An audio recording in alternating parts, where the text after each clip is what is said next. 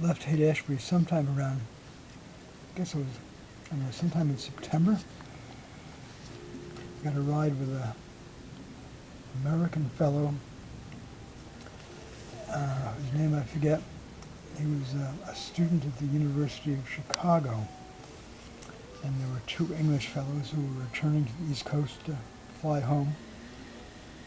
I don't know if they knew each other or not. Anyway, we were all arrested in Chicago.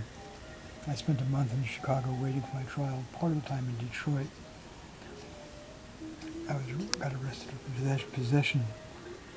I did this drawing at some point in Chicago. Chicago, K Segan 10-12-68 of like buildings. Looks like a rapidograph pen.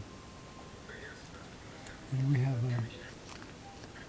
flower-birds in Chicago, 10-12-68, well, same date, and 4 cigarettes. I wasn't smoking. Maybe they were lying on the ground. All right, there you have it.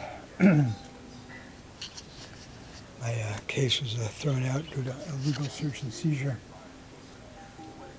The American student and the two English guys, they were all charged with disorderly conduct. I was charged with possession.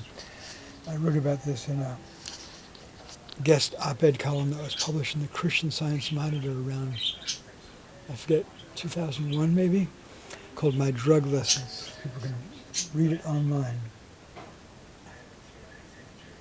And I haven't actually smoked marijuana since